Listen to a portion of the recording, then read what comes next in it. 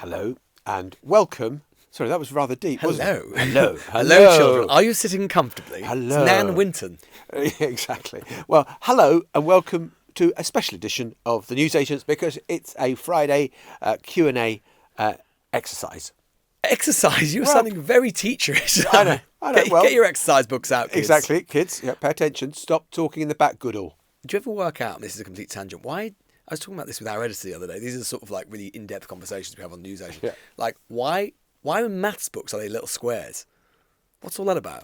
Well, that's for when you're doing kind of, equilateral triangles or whatever else that you can draw. Feels a bit off to me. Do they still do that? I don't know. Well, It's a little while ago. Anyway, we've got our first question here. I think it's what we call going down the rabbit hole. First question here from John M. And John M says, Lewis, I heard you on Radio X with Chris Moyles this morning, plugging your new podcast. He said both you and John have appeared on his show. Do you see a world where Emily finally makes an appearance alongside Moyles? The great Chris Moyles on Radio X. What a pleasure it was this morning. He was really weird. And the whole thing was really surreal. When we went in, he hugged me for about 45 seconds. And before, and to the point, he was just going, it's okay. It's okay. I went in, the producer said, by the way, there will be someone else in there. His name is Captain Crackbeard. I think Chris Moyles was absolutely brilliant. Will Maitlis do it? Of course she should do it. Yeah. Will she do it? Different question. Well, if she does, she can have the pleasure of walking in and seeing, he had a picture in the studio of me. It looked like it was on my coffee. It looked like I died or something. Absolutely bizarre. But it was fun. Yeah, look, he's one of the great broadcasters. And actually, when I did the Chris Moyles show, it was kind of one of the few occasions where my son Max was really impressed because he. What were you on there for, John? What were you promoting on there? Well, I may have been promoting a book that came out, which I didn't like to talk much about, but it was called Strange Land. Oh. It's still available in the paperback edition. All of it. You were doing some signings at the Labour Party conference, or two signings. Yeah, I did 2 signings. Yeah, at the Labour Party conference. What do you mean? I signed two books? 2 books. Yeah, exactly. But Chris Moyles is brilliant. Except, Lewis, I think you should be boycotting him because of what he is doing to us and our brand. Yes, he has a segment called The Booze Agents. Here it was explaining to me that this morning. We're going to play some lovely audio from your own podcast. Okay. It's a little trick that we discovered. It's a glitch in the system. Oh, I've heard about this. Whereas if you basically slow it down, you sound drunk. And so the News Agents for us is now the Booze Agents, which we love. We want to get voiced properly, but... The News Agents. Booze Agents. Yeah. The News Agents. It's John. And it's Lewis in Nevada. Oh, I didn't... Oh, you're still in Nevada. Put it this way, John. That's the most cogent John Samples ever sounded. At Caesar's Palace. Any hope of any further trips the rest of the year for you have long since evaporated.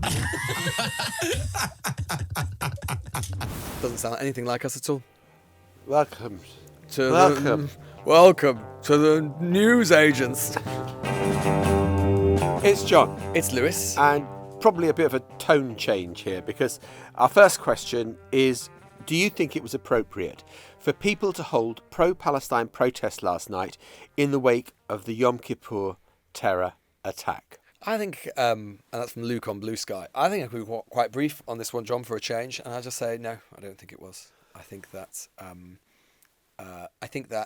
I've long said and long abhorred the fact that lots of, I would say, bad actors have tried to suggest that anybody who has gone to one of those marches and suggested, is somehow inherently anti-Semitic. They've tried to elide Judaism with what Israel is doing. I think that's deeply problematic. I think it's wrong.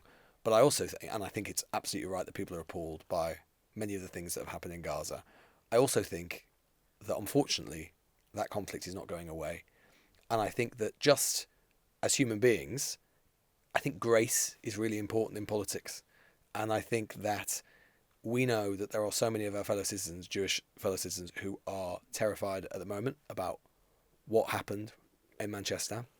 We can have all sorts of debates about why that was. And obviously we still so much information to be learned about the sort of background of the attacker and all of that sort of thing. But I think given that we know that many people feel that there are difficult connotations around those marches, I think it would have been an act of grace for those not to take place yesterday? Why did they have to take place yesterday? Particularly as we know that unfortunately this conflict is not going anywhere. Do it next week. Do it in 10 days' time. Don't do it in the immediate wake of such terror and such fear. Yeah, I agree with you. I was very struck actually after October the 7th, the Palestinian protests, the pro-Palestinian protests that took place outside the Labour Party conference when we were up in Liverpool. I was thinking, wow, I mean, 1,200 Jews have just been killed, in southern Israel. Hundreds more have been taken hostage. God, the right to protest is absolutely there, and we must always protect that. But there, in that place, then, and I thought Shabana Mahmood, the Home Secretary, on the radio this morning, was spot on when she said, look, it's not for me to ban it, but it would be good if the people who are organising it took a step back and thought, this is not the time, this is not the place, when, as you say, Lewis, those of us in the Jewish community are feeling pretty horrified by what has happened. That, I think it's the first fatalities that have taken place in a place of worship in this country ever. Not Jews, not Christians, not Muslims, nothing. And so, I think this does represent something that is really quite horrific for the Jewish community, where you think this wasn't just a random terror attack. This was trying to kill Jews in this country. Jews were the target. And I think that's a particularly vulnerable time. And I think it would be much better if those protests didn't take place now. There should be no banning, but just out of sensitivity, I think this is not the time. Yeah, and there is also a practical element to it as well. I was struck that the Metropolitan Police are talking about, tweeting about the protests which are due to take place in solidarity, really, of the now proscribed group Palestine Action on Saturday. Now, I don't think necessarily the time to get into the rights and wrongs of that prescription. I think that, there are lots of people who think that it has been draconian and over the top, or whatever.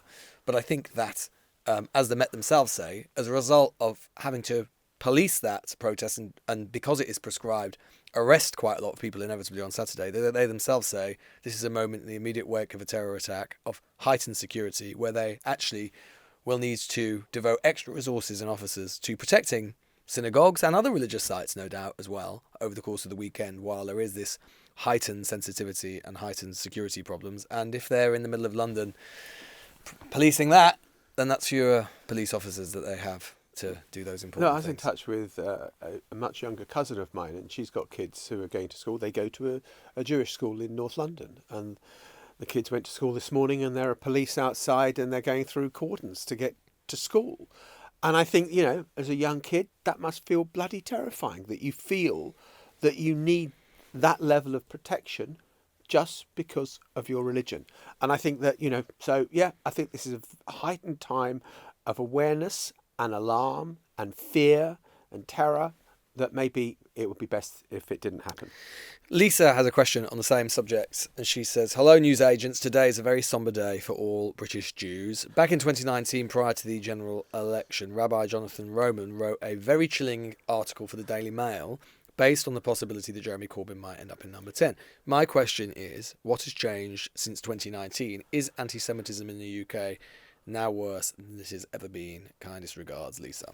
I think it's such a complicated question, because I think that what was happening in 2019 under Corbyn was bloody awful, because I thought it was a lazy assumption that Jews were in control, had all the levers of power.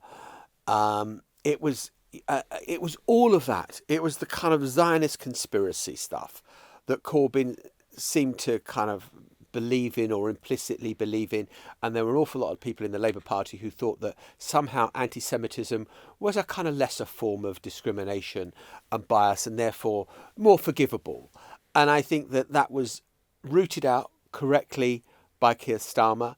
And I think that the Labour Party did a lot to make itself a lot more electable by that post-Corbyn era.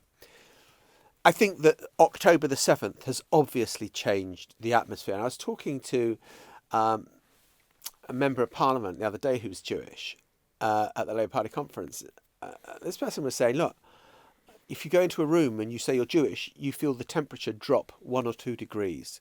That is the change that has taken place since October the 7th. Not that people are blaming you for what Netanyahu is doing egregiously in Gaza, but they kind of, there's a bit of a chill.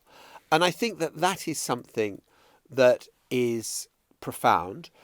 But I also think, and I read an article today by someone saying, this may sound weird, but the only place a Jew will feel at home now is in Israel, because we have become like everywhere else in the world where Jews are not safe. And although you're under attack in Israel, you're together with other Jews and it is a Jewish state. I couldn't disagree with that sentiment more. I think that Britain is a fabulous place to live. I am Jewish. I have encountered very little anti-Semitism in my life. I think that overwhelmingly the bulk of British people are horrified by what seems to be an Islamist attack on a synagogue. But I also think that those people who are saying, Keir Starmer, you've got a lot to answer for, I'm not sure what he has to answer for. There was a foreign policy decision over the recognition of Palestine. Do I think that made any difference to the likelihood or not of this guy running amok with a car and a knife? I'm not sure it does. I think that it's too simplistic to say, oh, Keir Starmer, you've got blood on your hands. I shy away from that. I think Keir Starmer's done a lot of things wrong. I think you could argue the toss on the recognition of Palestine point, and whether it was performative, whether it does anything. But I don't think that we can start saying, oh, well, because you did that, then this happened at Heaton Park. Yeah, I not only think that it's off the mark, I think that those people, and there are quite a few commentators and journalists doing this, suggesting that Starmer's got blood on his hands, I think it's outrageous. I think that as you say, John, you can agree or disagree with the Palestinian recognition. You can agree or disagree with the way that he's handled the Gaza question. I mean, his wife is Jewish. Yeah. His children were brought up Jewish. Yeah. I mean, the idea that the accusation that's going around now that he's an anti-Semite or that he's fostered anti-Semitism is preposterous. I've interviewed him. We've interviewed where he's spoken passionately about his wife's faith and about how disturbed he has been about rising anti-Semitism for personal and also political reasons. I mean, there was one journalist who said, why is Keir Starmer shocked at the horrific terror attack? It's his words and his actions that have fueled hatred against Jews. This is nonsense. And I think that, look, one of the problems is that we have, and that we've had in the last few years, particularly since October the 7th, is that the intensity and charge on these matters has risen and risen and risen in every direction. And part of the reason for that is because obviously what has been happened both on October the 7th and everything that has happened subsequently, it does arrest, deeply intense emotion on every side. And I just think that, those people attacking Keir Starmer for what has happened, and I'm not drawing a connection here, but what I am saying is that, these things are happening within the context of obviously an Israeli foreign policy or an Israeli internal set of decisions which have been, highly, highly controversial and have risen the temperature in this country, have contributed to that. I don't think that we can ignore those things. I also don't think that we likewise, just as we should not draw a connection or a line from people who are criticising those actions and suggest somehow that has made some person go and do those things, nor should we say that about Israel either. But I think what we should do is have a reasonable discussion in a way that I think very few people are willing to do. And look, let us be absolutely clear and unequivocal about this. The 35-year-old guy who decided to turn himself into a killer yesterday, he had agency. Yeah. He chose to do what he did. And why he did it, what drove him to do it, what were the underlying reasons, I suspect they long predated what Keir Starmer did or said. I think there is probably a whole pile of other stuff going on there. It grieves me to find that someone who, Britain has opened its doors to and had become a British citizen, from Syria, it's appalling, would want to do this. It's appalling. But he did it. And we shouldn't lose sight of that. And we shouldn't... Those bodies are barely 24 hours old. I know.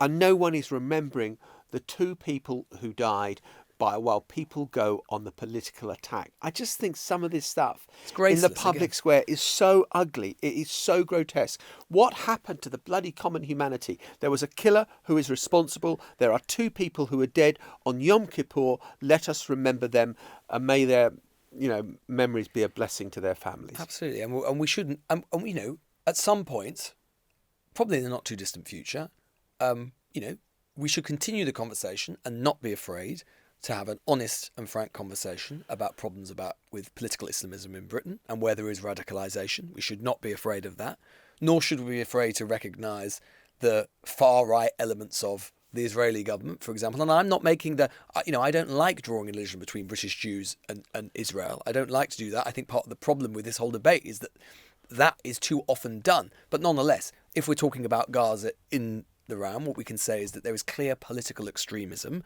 in different directions. And all I'd also say is that, to answer the question directly, is basically, is the suggestion is anti-Semitism worse today than it's ever been? Well, clearly, It is a big problem. Community Security Trust has recorded nearly 3,000 reports of abusive anti-Semitic behaviour in 2024. That's the second highest on record for that category. In the year ending March 2024, police in England and Wales recorded over 3,000 religious hate crimes targeting Jews. That's more than double in 2023. That's 1/3 of all religious hate crimes. Recent Reuters report said that 2024 had been the second worst year on record in terms of anti-Semitic incidents in Britain. So that is all clearly appalling, and we should all abhor it and be appalled by it. We should also say, of course, that if we're taking the long view, let's not pretend that there is sometimes we talk about anti-Semitism on the left, which it has, and anti-Semitism is primarily, certainly politically in recent years, been primarily a problem on the left. If we take the long view in the 20th century, in the early 20th century in this country, anti-Semitism was embedded into this country institutionally in all sorts of ways. I mean, the very first anti-immigration act that we ever passed properly in this country was the Aliens Act of 1905, which was specifically about, or the genesis of it was about, controlling and stopping migration from Eastern Europe, Jewish migration from Eastern Europe. Of course, there is the famous Battle of Cable Street in the 1930s, where Oswald Mosley, the president of the British Union of Fascists, was literally deciding to march down the street of East London full of British Jews to intimidate them and scare them, and it was the centre of his politics. So what I think we have, today is basically, in the distant past in Britain, or the early to mid 20th century, anti-Semitism was widespread and it was institutionally and socially acceptable. That is not true today. It is not institutionally and socially acceptable, but it is clear that it has been growing and that it is a bigger and bigger problem, certainly at the fringes of political debate, and that is very problematic. Let us move on to the next question, which is a different question, but sort of related. Hey, Lewis and John, I love your podcast. I was wondering, since Nigel Farage has said that calling someone racist is an incitement of violence, does that mean that nothing is racist anymore in politics? Because if you try to call someone or something racist, others could then retort to say that you want them to be attacked. Thank you for taking my question. Eddie. I kind of thought it was really interesting that Nigel Farage chose to kind of almost demand a right of reply to Keir Starmer's speech at the Labour Party conference, and came out and did his own statement about, along these lines, that because of what Keir Starmer had said, he was inciting violence against Nigel Farage. I mean, I kind of thought, ironically, God, Nigel, you're being a bit of a snowflake here, mate, aren't you? I thought you were the robust believer in free speech. You thought that you if you wanted to call something, you called it, and you didn't kind of resile from it. And anyway, I think that what Keir Starmer said, I know what Keir Starmer said on Laura Kunzberg's show on Sunday, and then reiterated, was that the policy that Nigel Farage was pursuing and advancing was racist in this indefinite leave to remain, and that, broadly speaking, that would be ripped up for all sorts of people who had come here and who built their lives here and who were paying taxes here. It wouldn't apply to Europeans, but it would apply to those people from faraway countries where maybe your skin tone is a little darker. I mean, and Keir Starmer went out of his way to say, I am not calling Reform supporters racist. I'm just saying that policy is racist. Yeah, look, I think that I think we said it on the show the other day. We've got into a weird place in Britain about this racism charge. Because, I mean, look, you can take your view as to whether or not if Nigel Farage's policy is racist or not. You know, you can have that discussion, and I think it would be legitimate to say yes or no. You can have a conversation about whether you think Nigel Farage or other politicians like him have got a kind of track record of what you might think is racism. Again, you know, you can agree or disagree with it. But we've got this weird position in Britain where, like, we spend all this time debating whether it's okay to call someone a racist, as opposed to actually discussing or not whether or not what they've said or what they've done makes them a racist. It's this weird kind of meta discussion that the offensive thing in Britain now is to be accused of racism and not to actually commit racism. Now, I'm not saying that Farage has. I'm just saying this is what we get again and again and again. The conversation degenerates into whether or not we should call someone. I mean, right up to the point of when you had, for example, you know, people might remember when Frank Hester, the Tory donor, who had said appalling things about Diane Abbott that were, I think, unequivocally racist. You know, he talked about wanting to shoot her and all of this sort of thing. And, you know, again, even that, which was a pretty unequivocal example of racism, degenerated into a long, torturous discussion, particularly in the Conservative Party, about whether it was okay to call him racist or whether, in fact, it was just, you know, a bad thing to say or whatever happens to be. So I think that, and I also think that, look, sometimes in terms of Farage personally, you know, sometimes you've got to ask yourself as to, you know, what your personal contribution to politics has been. Nigel Farage, as you say, John, he is someone who speaks in colourful, in dramatic, paints politics in primary colours. And I think if you do that, sometimes you've got to accept some blowback.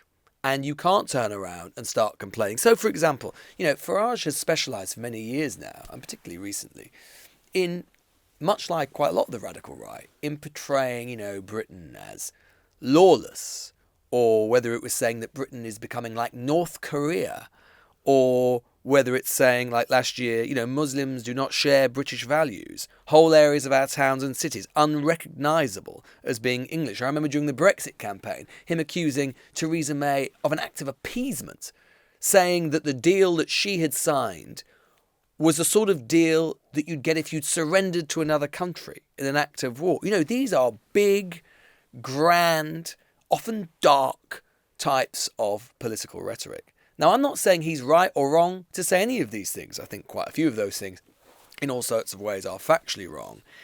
But I think that if you engage and indulge in that sort of politics, and as I say, if you are a politician who paints in primary colours, then you can't complain when someone paints in primary colours about you. Look, the last general election campaign, Rishi Sunak absolutely screws up by coming back early from the D-Day commemorations in Normandy. And he faced a huge amount of political, you know, it was disrespectful to the servicemen and women. It was a decision that was put in his diary. He didn't really pay enough attention to it. He was so preoccupied by fighting an election campaign. It was wrong on every single level. But Nigel Farage said it was because he didn't understand our culture. Really? Our culture? Yeah, and Sunak could have turned around and said, you are putting me at risk by saying something like that.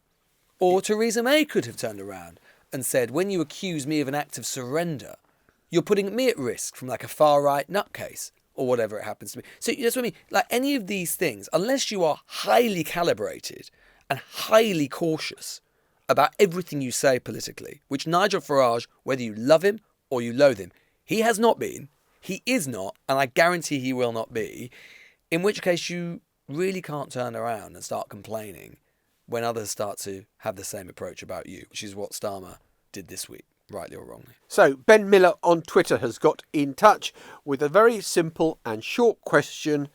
Do you think Keir Starmer's days are numbered?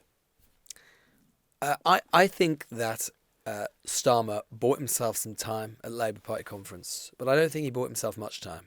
And I think that partly because of the way that he bought himself some time at Labour Party conference. I.e., you know, what did Starmer achieve this week? He achieved it. He managed to enhance his position internally within the Labour Party. He went into that week looking very fragile internally. You know, Burnham was circling. We discussed before about how we didn't necessarily think he was actually a big threat because he's outside Parliament. But nonetheless, you know, you had loads and loads of questions. Labour Party seemed quite disputatious, not united.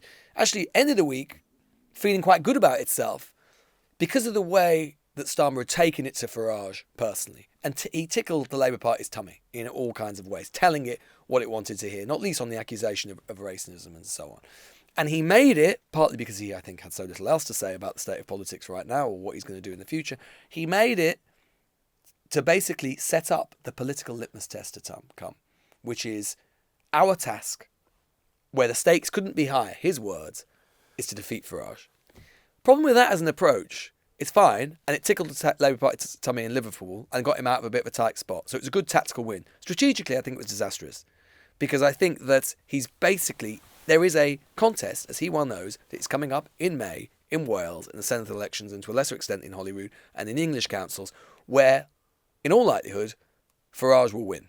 And Farage could do very well. In fact, Labour could have a catastrophic performance to reform in Wales. And therefore, his opponents within the Labour Party will be able to say, but Prime Minister, you're the one who said the primary political contest of our age was between us and reform. And if we can't win it, the result will be catastrophic. So by your own logic, you failed, and should you not move aside for somebody else? So I think he had a tactical win this week, but I think he had a strategic mistake. Yeah, I do. In answer to the question, potentially yes. I mean, potentially his days are numbered, because I think that, you know, you've got the budget in 8 weeks' time. If that goes badly, all the questions about... Which he did nothing to prepare the way for, by the way, at the conference. So and exactly, neither did Reid. you know, they talked about kind of strong headwinds facing the global economy and all, but that doesn't tell people that actually, you know, I don't think that's enough of a preparation for what may be a really tough budget. Really tough. With people thinking, crikey, I'm a lot worse off now, and a lot of unhappiness as a result of it.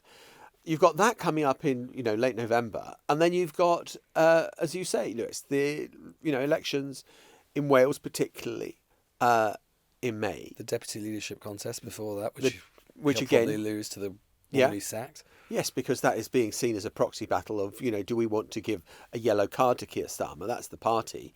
And you know, there were an awful lot of people in Liverpool this week who were kind of talking about their stuff quite openly, which is remarkable. Because if you look at Labour Party history, you know, one, there haven't been a huge number of prime ministers, and no one has ever been ousted like that. I mean, Wilson stood down in 76 of his own volition, and Callaghan took over. But, you know, the ousting of a sitting prime minister, it's something that the Tories have done, and they did again and again. It's not something that Labour have done. And it, you know, does it solve any problems to kick out your prime minister and bring in another one? I'm not so sure. I think I had always been a bit sceptical about the idea of Labour moving on him, for two reasons. One, for the historic reasons you say, John, but also secondly because, as ever with the Labour Party, it's very you know, everything is ultimately decided by faction. There'll be a big contingent of the Labour Party who would fear that if Starmer were removed, what would replace him? Would it make an opening for the left or the soft left or whoever it happened to be?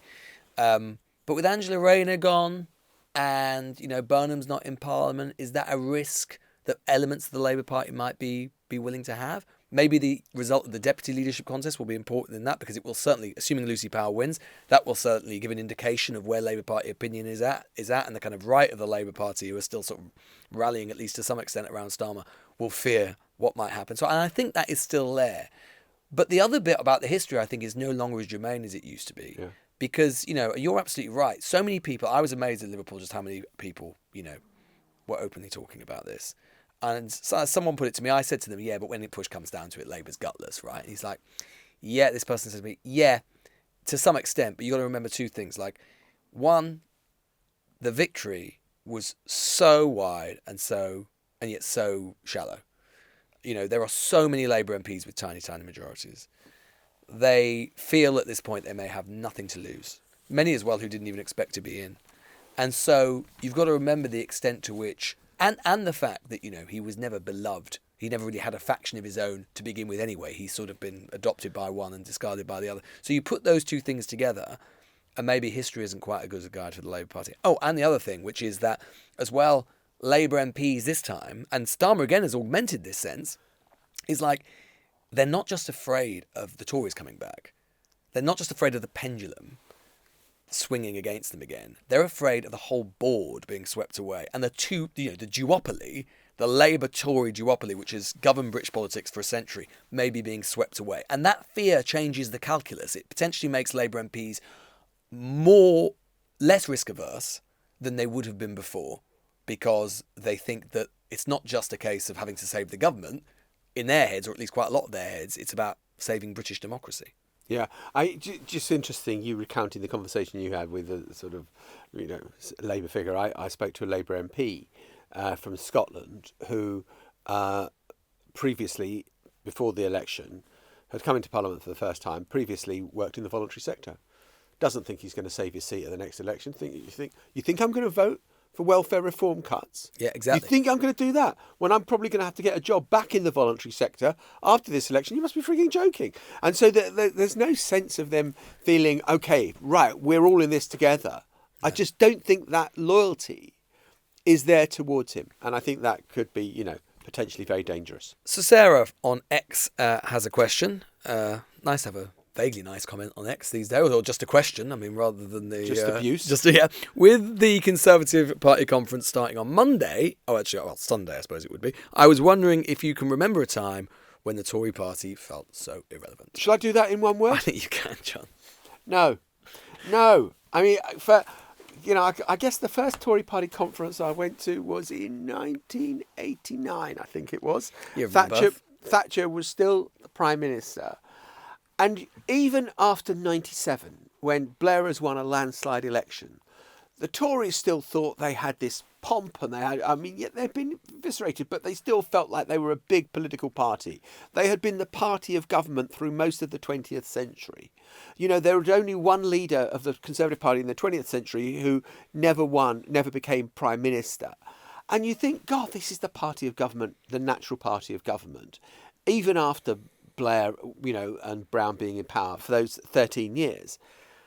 And yet today, the Conservative Party looks lost, bewildered, a rump that is going nowhere. Although maybe going somewhere, i.e. to even greater Oblivion. irrelevance. Yeah. I mean, John, I find it difficult to kind of compute as well. I mean, I always felt in the run-up to the election, I remember us talking about, and there were a lot of questions when we were doing things like this about, might the Tory Party become extinct? And I remember saying and certainly writing and thinking at the time, like, I can see they're going to do really badly, which they did, but sort of in my bones, I just sort of felt like it's a Tory party, right? They've got deep roots. They are basically the party of the state historically in Britain. They're in power far more often than anybody else. They've been written off so many times. At the start of mass democracy, you'd have thought it was going to be the Conservative Party, which disintegrated. Instead, it was the party which came to dominate. All of those sorts of things. But I sort of now. And indeed, it was sort of borne out because, of course, they didn't die. They got 120 seats, worst result ever, but still, still a presence in Parliament. I don't think that now. Like, I don't feel, it feels as if, even since the election, which, as I say, was their worst defeat by far ever, they have continued to decline, both in terms of the sentiment of the public, but also in terms of their own coherence and their own relevance. And obviously, Farage is, the sort of primary motivator of that. But clearly, Kemi Badenoch, who has now been leader for, a year or so, or just under a year, has clearly... It's always going to be so difficult for a leader of the opposition when they've just been ejected from government, let alone a defeat like that. William Hague, said in retrospect about his period after 97, someone had to do the night shift. Yeah. And she is having, and she has got a hell of a night shift right now. But I still do think that she has been doing things and saying things and acting in such a way that she doesn't help herself. I mean, this is a woman who, of course, famously said that she never makes mistakes and she never has to, go back on what she says and correct it because she never makes mistakes. I mean, tell that to Northern Ireland. She did an interview with the BBC Northern Ireland in the last day or so. I mean, and the other thing is, I suspect the Tory party, obviously it's going to be meeting in Manchester from Sunday.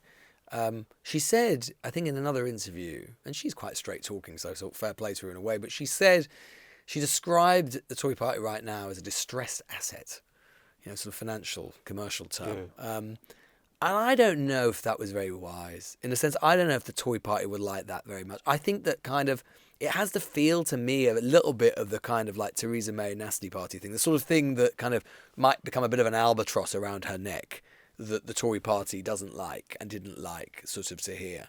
And I mean, look, in a way, she's the victim not only of Farage's success, but also of Labour strategy as well, in the sense that Starmer is the one. And again, I don't know how wise this is for Labour long term, but Starmer made a decision a while ago to basically start talking about reform as the main opposition. He is almost encouraging Conservative voters or centre-right voters to coalesce around reform. We've discussed before about whether that's very wise or not. It's a cliche, time will tell, we don't know. You know, I can see why Starmer's done it, but I think it's fraught with risk. But either way, she's caught, and they're caught in that pincer between the two. And it is nightmarish. I suppose all I would say is a sort of, having said I've never known a moment where the Tories are so irrelevant, I would go back, twice in my lifetime when the Labour Party has, been told it's finished. Yeah. And 81, the formation of the SDP, the Gang of Four, etc., etc. And there were an awful lot of very sage commentators saying Labour Party is finished, it can't recover from this, it's over. And then again, when Corbyn became the leader and, after 2019 and the defeat of Labour and people saying the Labour Party's finished, da, da, da. And so you never really know in politics. You can't see that far into the future. But I have never known a time when the Tory party has felt so irrelevant. Well, they still have their best hope. And this is what's actually difficult for Badenoch, is that, obviously their best hope is that Labour continues to have its own problems. Obviously, any opposition party wants that from a government. But also that, reform actually act upon their tremendous capacity to implode. Because if they do, then there still is only really sort of one game in town, right, for the centre-right, for the right-wing vote in Britain, which has been, historically speaking, since the start of mass democracy in this country, that has been their great asset. That, the right-wing vote in Britain historically has not been split, and the centre-left vote, if you want to say that, broadly constituted, has been between the Liberal Party, like Lib Dems, and the Labour Party. And that has been if they do end up dying, what an extraordinary tale for historians to write about. That this is a story which sort of starts in the late 90s and the early 90s with the sort of start of Euroscepticism. Farage comes in and you have Tory leader after Tory leader after Tory leader who basically move in all sorts of ways closer and closer to Farage's positions. Farage from the outside remakes the Conservative Party, and in the end he swallows them whole. And we've now got a question from John S., who's sitting about 6 feet away from Lewis Goodall. So this is my question to you. I've seen you popping up on various radio stations over the past 24 hours to promote your new podcast, Coining It. What the hell is it? What, with an introduction like that? Well, that's the treatment I got with Strangeland. You know what it is, John. It's what our editor calls your little vanity project. And again, with such collegiate support on the news. Honestly, we are a band of brothers. I know. So this is a new podcast series, limited series I've been working on here at Global, and it's basically telling the story of, it's this extraordinary tale really of a Blackpool Bitcoin millionaire. And it's a story that basically goes back to the start of the kind of crypto revolution. The thing that sort of interested me about it is that it's both kind of a sort of true crime story, which is really interesting, and as we know, do very well on podcasts, but also it's really, really political, because it basically tells this story of this guy, this quite an odd guy who was sort of living in a bedsit in Blackpool, not very well, on benefits, no life, no prospects, whatever. He's doing these silly little Bitcoin games online where he gets a fragment of a Bitcoin for completing a puzzle or whatever it happens to be. And long story short, he basically stumbles upon, alights upon a glitch in this website where he can basically make as many Bitcoin as he wants for himself. So he literally has a license to print money. And the story is about what happens to him, the fact that perhaps very unwisely he decides to tell all of his friends about it, and this little real band of brothers go on this extraordinary crypto caper, including to Dubai and elsewhere, sort of cashing in on this and trying to protect what they've won. But also it's really political, and the thing, as I say, that interests me about it is, of course, because we've talked about on the show before how many people have made a lot of money from crypto, up to and including the President of the United States, in quite a dodgy way. And most of the time, because it's unregulated and whatever, and it's shared, the jurisdiction is shared between states, very few people are ever punished, or we don't ask too many questions about how they made it. But in these people's case, all of whom really poor, desperately poor, basically no life whatsoever, they basically feel like they've stumbled upon a massive lottery win. And there's a sort of moral and political question as to they ended up getting punished without sort of spoiling the story entirely. They end up getting punished, but very few other people do. And whether you would do, if you were in that situation, whether you would do what they did, which is keep pressing the button. Fascinating. Well, that's Coining It, which is available on the free Global Player app and wherever else you get your podcasts. Correct. We'll be back in just a moment. Well, it's been a very special day here at Global Towers and Newsagents HQ, not least because of my special appearance with Chris Moyles. Which obviously go down in history. About Coining It, which does sound like a sort of ITV game show. I mean, let's be honest, I wish it were, but never mind, still available. But it's also a special day because we've had, in the building, one Taylor Swift, because of course she's releasing her new album. I don't think either of us are Swifties in a way that Emily Maitlis is, but this does give us an opportunity to take you back to 2009, when she was interviewed by a young-ish John Sopel. I love it here. The fans have been so amazing, showing up, wherever we go and bringing me presents and stuff like that. It's been so cool, and I especially love it because they all pronounce my name Taylor here. Oh yes, okay. Instead of I'm used to hearing it Tyler. That's how I'm used to hearing it. Oh really? So, when they're outside the radio stations chanting, they're like Taylor. And it's so pretty. Are you nervous about coming here to the UK because you've been hugely successful in the States? Are you worried about it here or not? I think I can hope for the best, and I don't really know what's going to happen. And it's kind of exciting starting fresh and starting over again. I released my first album when I was 16 in the States, so it's kind of cool going back to that place where you don't know what's going to happen. I saw it written down as country crossover, which sounds like a sport that you do in the Winter Olympics. But I mean, you're not from sort of the deep south, which is where you think of the country music coming from. Yeah, I actually grew up on a Christmas tree farm in Pennsylvania. Yeah. You still in touch? So I got the brief the night before I was going to be doing that interview. I was presenting Breakfast TV with Louise Minchin at the time. And I thought, oh, God, what's all this about? This is all nonsense. She's nobody. She'll be here today, gone tomorrow, won't pay this Famous much attention. Sopel political instinct kicking in again. What instinct? What a great gut I've got. Honestly, there we are. Whatever happened to her? Whatever happened to John Sopel, for Christ's sake? Yeah, well, wasn't even the biggest interview on the global radio station this morning, was it? We'll be back. We'll see you on Monday. Bye. Bye-bye. The Newsagents. This is a Global Player original podcast.